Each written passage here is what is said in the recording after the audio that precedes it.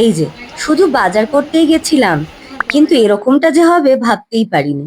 Smart বাজারে ঢুকে তো মায়ের সে এক পুরনো বৌদির সাথে দেখা, তার সাথে খানিক গল্প করে তারপরে চলে গেলুম আমাদের প্রয়োজনীয় কিছু জিনিসপত্র কিনতে। মা তো ড্রাই ফ্রুটস দেখলেই ওখানে আটকে যাবেই, আর আমারও হলো সেই একই রকম কাণ্ড। যাই হোক, আপাতত ওই জায়গা থেকে সরে ইন্ডাকশনের জন্য কিছু বাসন দেখছিলাম। তবে এখানে দেখলাম বাসনের সেরকম স্টক এখনো আসেনি, কারণ গ্যাসের যা দাম এখন জীবন ইন্ডাকশনেই চলছে গো। তবে আমাদের লিস্ট ছিল ছোট, কিন্তু একটার পর একটা সব টেম্পটিং অফার দেখে নিজেকে আর আটকাতেই পারছিলাম না, আর বাস্কেটটা ভরেই যাচ্ছিল। এত কিউট এখানে সুন্দর সুন্দর গ্লাস মাগ ছিল না, দেখেই পছন্দ হয়ে যাচ্ছিল। তবে যাই হোক, নববর্ষের জন্য নতুন একটা পারফিউম নিয়েই নিয়েছি আমি। লিফটের জন্য অপেক্ষা করতে করতে ফাইনালি লিফটটা এলো। অনেক তাড়াতাড়ি চলে এসেছিল লিফটটা।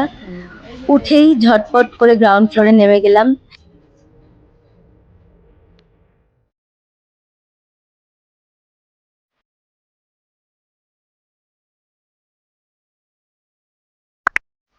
গ্রাউন্ডে নেমে আমার মায়ের তো খুব ফুর্তি। আমি চলে গেলাম গুটি গুটি পায়ে একটু ডার্ক চকলেটের দিকে। কার কার ডার্ক চকলেট খুব পছন্দ আমাকে জানিও। এইসব করে বুঝলাম যে আমাকে স্মার্ট বাজার একেবারেই স্মার্ট বানায়নি। আমার তো এইভাবেই দুপুরটা কাটলো মোটামুটি।